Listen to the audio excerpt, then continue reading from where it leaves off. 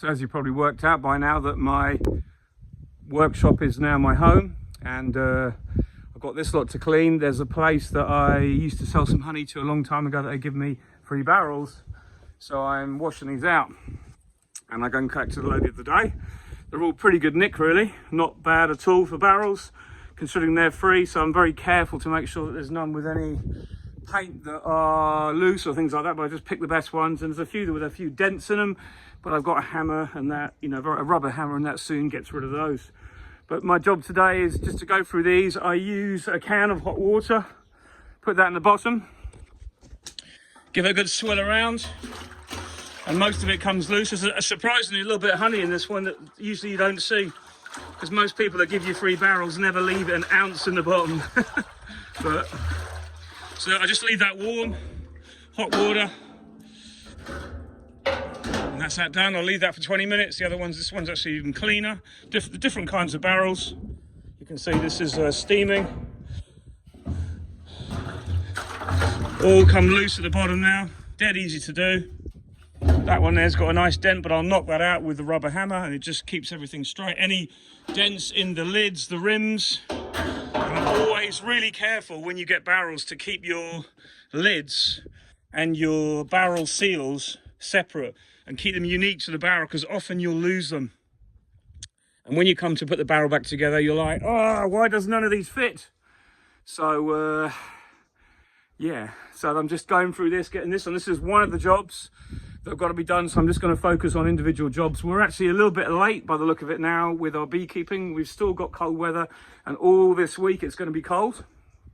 But as you'll see, the daffodils are all out, and it's all looking very spring-like, which is beautiful, yet extremely worrying, because I see people in America and other places of Europe going into their hives, and I'm like, am I not on time? But we are really here a little bit behind, which is giving me a bit of time, because there never is enough. There's all the 10s in the 10 spaces.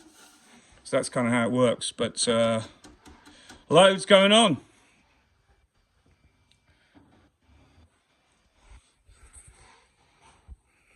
Loads going on.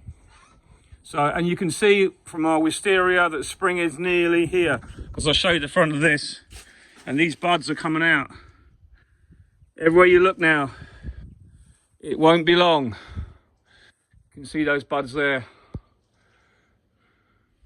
The other sign I always follow when I'm looking around the garden, apart from obviously the obvious thing like daffodils are out but the bees don't get anything from them, is we've got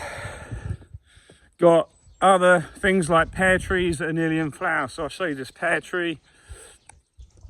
There you go, look at that. This is an ornamental pear, and that's actually the fruit from last year. But you can see this is very nearly out, and this is one of the first things to come up. But when this comes out, I know that we are into beekeeping times. Isn't that beautiful? I planted this as a little seedling, and it's grown up really well. These are actually later. I've got some later varieties of daffodils which keep going right until like mid to end of March, which is nice. But everything's still, you know, everything's still got to come out. It's a long way to go. To see those first blossom there is lovely, but it's, you know, the next week will be, if I can get into any hives, it will be to maybe remove some frames of honey, but it's really kind of just at the moment. In a really strong colony, if they're full and they've got like 6 frames of stored honey, I'm going to take out 3 and replace it with 3 foundation, because you've got to give those colonies room, because then suddenly within 2 weeks they could be full of nectar, and that's the problem we have at this time of year. So there's like a million jobs to do, but you've got to get the basic jobs done. So as soon as I need to be able to put honey into barrels, I've got the barrels ready, and that's today's job anyway. So on with the pressure washing of these, and then that'll be done. So they'll all be dried, they'll be stored, and when I need them, they're all spotlessly clean and ready to go. It's all about organisation. Just having a little look at some of these barrels as I'm taking them out.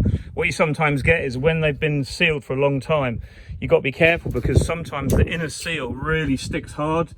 So you've got to make sure that when you peel it off, sometimes I use just a screwdriver just to stick underneath, and you're literally like putting it under there, and you just lift it up and you hear this hiss as you break the seal. And that's sometimes you've got to be aware of. If you get barrels, they're actually quite thermetically sealed, I think is the way. So the pressure, you sometimes hear them move anyway. During the day, they'll ping and pop, this kind of thing, as the sun comes and goes and the heat rises and falls in the day.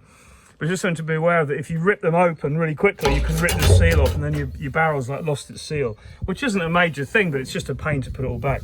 So now I looked in this one, and this is thyme honey, Thyme, from Spain, and I tell you, the smell in this barrel is it's like absolutely intoxicating, beautiful.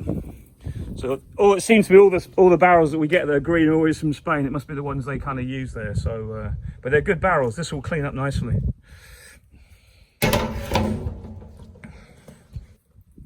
So I just go around with a thing of hot water. That all softens it up, and then I leave it soak up, as you saw. It's like it almost gets to the point that it's like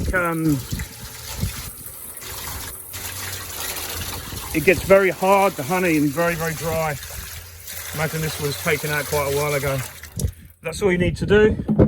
Let the water do the work for you. The heat in there and the steam softens up what's left, and I'll come back in a little while. That one's ready to be done now. The pressure washer. I'll come back in a little while, and then that will all be soft. So I'm going to grab a quick bit of lunch now and then come back in an hour, half an hour, and then that'll be another 2 done. But it's just a question of working through them and getting them cleaned up and ready.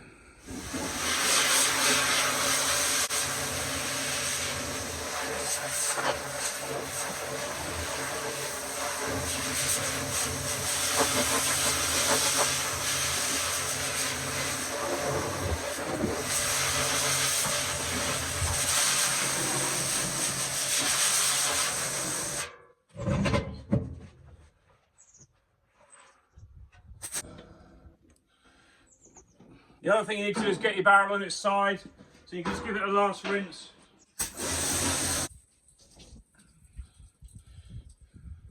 So there you go, all done.